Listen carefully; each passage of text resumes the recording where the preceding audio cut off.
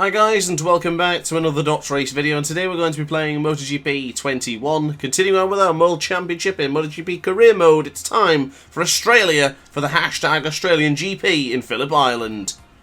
Quartararo in pole position with Bagnaia and Grant in the front row, with Zarco, Espargaro and Mir on the second. Espargaro, Oliveira, Vinales, Miller, Nakagami, Binder, Martin, Rins, Morbidelli, Marquez, Rossi, Bastianini, Marquez, Petrucci, Marini, Leccarone and Savadore at the back of the grid. So we look to the lights from third position, and away we go. The championship leader on board this Aprilia. That is a wonderful start. I did originally, if you was a keen eye, you would have seen that he used a hard rear in the sort of pre-race grid there in the warm-up lap. But I did decide to change back to the medium tyre because, of course, if it isn't broke, then why attempt to fix it? Oh, Zarco's just gone down. No way. Was that actually what I just seen then? Already in this Grand Prix, Johan Zarco has just bitten the dust. That is absolutely massive for this World Championship.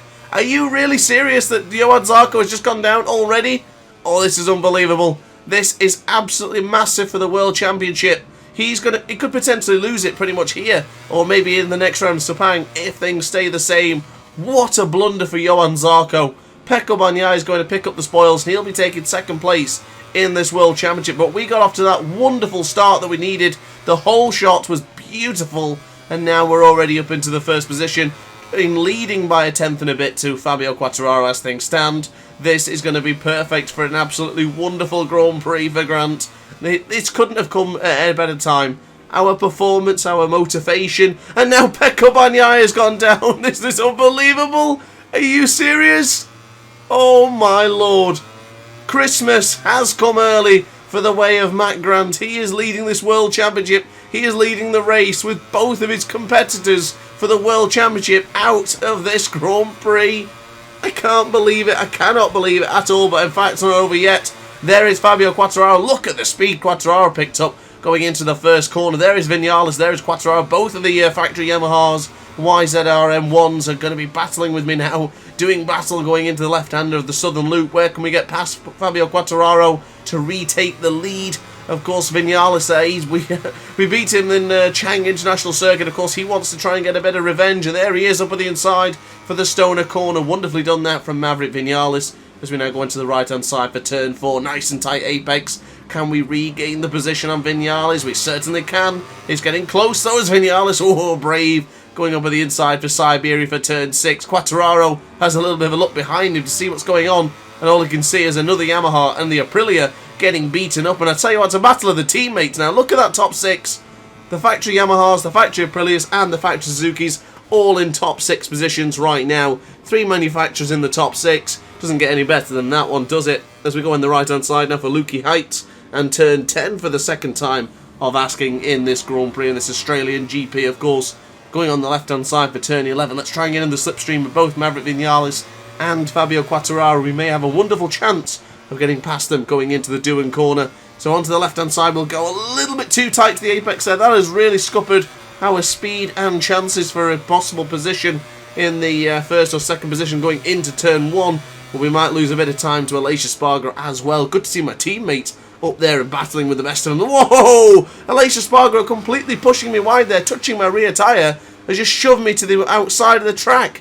Espargaro, are you not aware that I'm fighting for a potential Aprilia World Championship? We have just been beaten up in the spaces of 2 corners after making that little bit of mistake. And the Suzuki sandwich is occurring right now as the Aprilia. Wow, that was a brave move. Brave and bold move from the championship elect right now as we go into the 4th corner right behind teammate Aleix Espargaro in 3rd place. What a wonderful position for Aleix Espargaro right now. But it seems to be that teammates don't really matter. No team orders from Aleix Espargaro, and I can't blame him really, but at the same time, come on.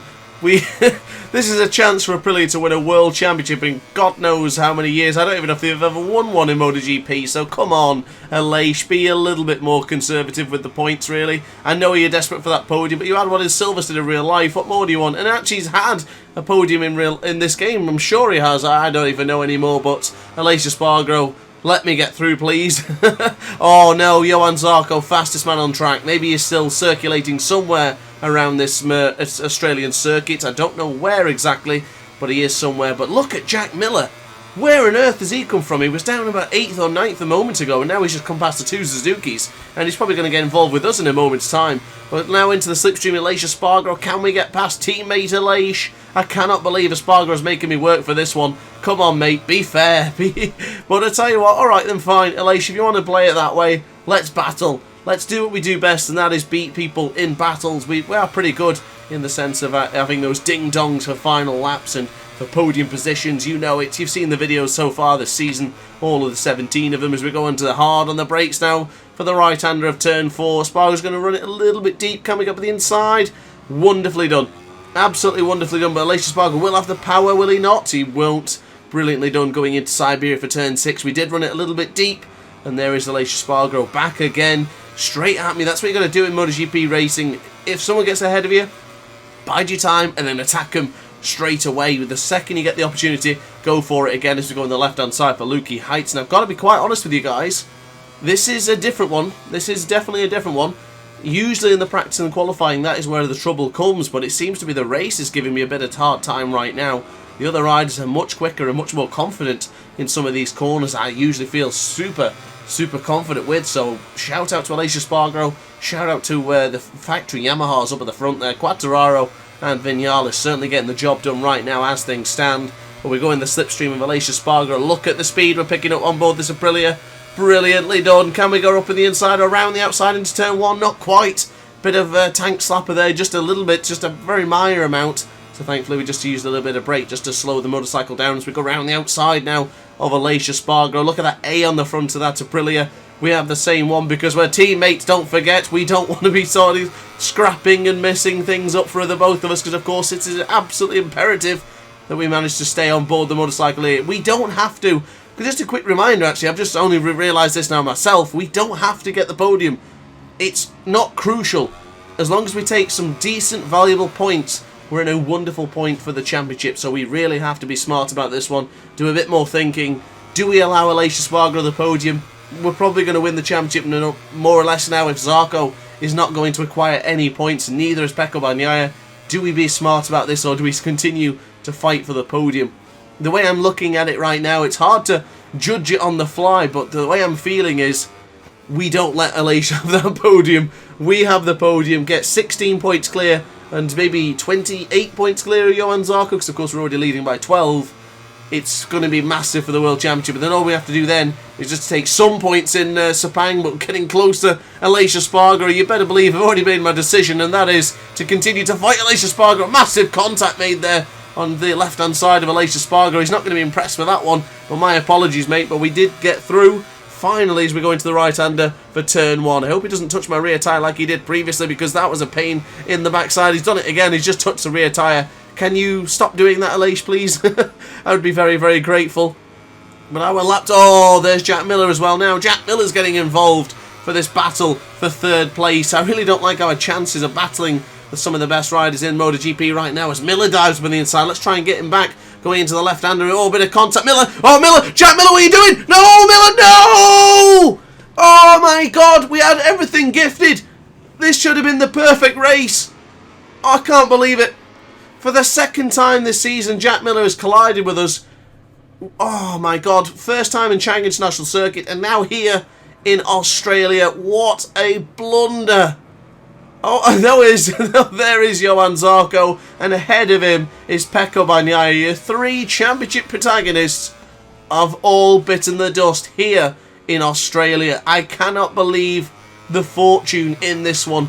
Lady Luck is very, very fickle, it seems. She's took it away from Zarco, she took it away from Bagnaia, and then she thought, go on then, let's take it away from Matt Grant as well. I cannot believe the fortune in this one. We had Christmas come early.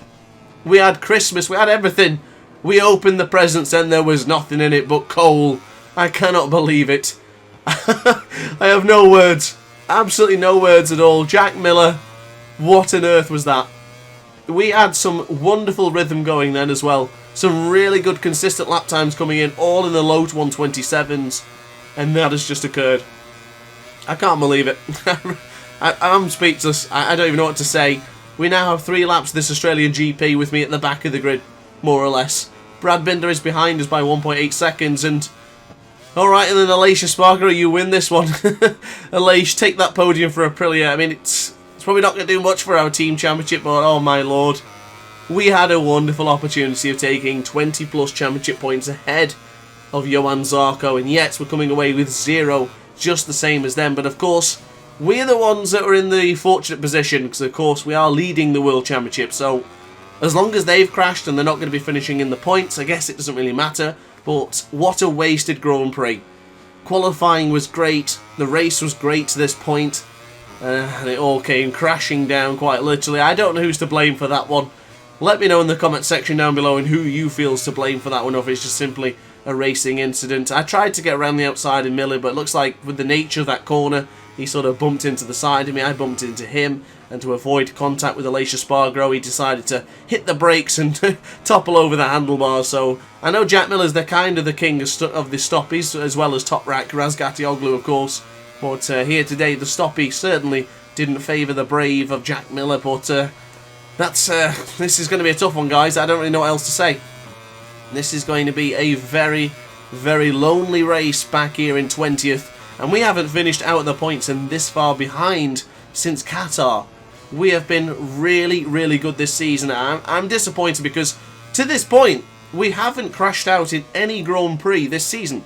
Even in Qatar, when we were absolutely woeful before I got things right, it seemed to be that honestly that we that was our worst result and we would never have something like that again. But until that point we'd still never crashed. We crashed in qualifying practice sessions of course, but in the actual races themselves we've never crashed out until now, and this is painful. I love this circuit, and to see that we're not going to be on the podium in a track that really matters the most, because of course if you follow the other seasons in our MotoGP World Championship in Moto 3 and Moto 2, you would know that Phillip Island has been that crucial track that has given me the edge on the opponents, and unfortunately here today that is quite the contrary. It has given us nothing. It kinda has, because of course this Grand Prix being eliminated in a sense because no one's going to get any points for it does mean that we are one step closer to winning the World Championship, because of course how important it is that Zarco and Bagnaia didn't get any championship points in this round.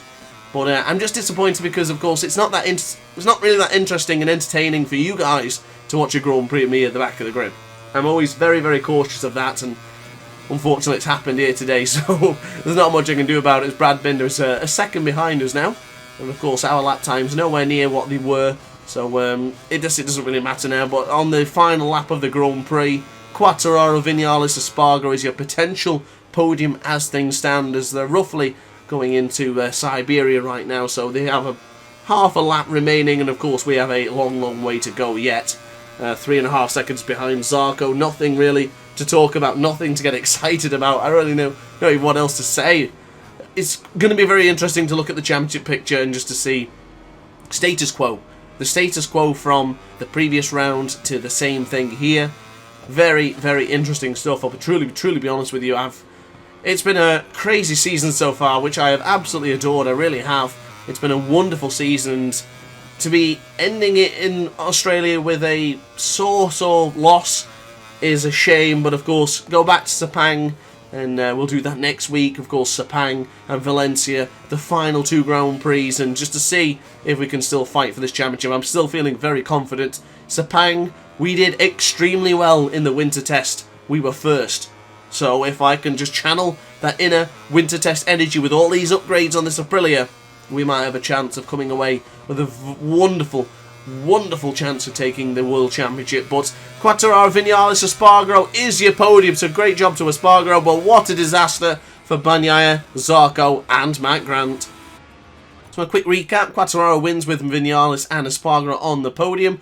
Alex Rins, Morbidelli, Martin Marquez, Lecco Owner and Joan Mir are your top 9, and your 3 championship protagonists finishing with not a single point.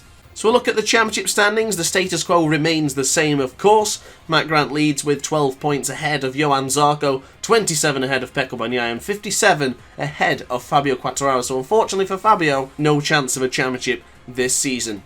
So looking at the team championship, and even after the disaster of that crash there for the Lenovo Ducati team, They are still leading, but only by 14 points now ahead of Monster Energy Yamaha and 23 points ahead of Aprilia Racing Team Gresini. A look at the Constructors' Championship, and of course that was already decided a long time ago, but we'll still end it on this note. Great job to Ducati and Aprilia in second and Yamaha in third. But guys, upon that note, I hope you enjoyed the video. If you did, like, comment and subscribe, and hit the notification bell to be alerted to every single Torch Race upload. Thanks for watching as always, guys. Really appreciate you checking out the content, and I'll see you in the next video. So enjoy, stay ace, and ciao for now.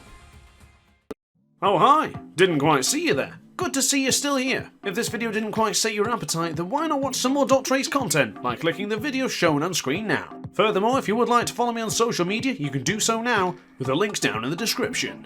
Consider subscribing so you don't miss a single Dot Race video.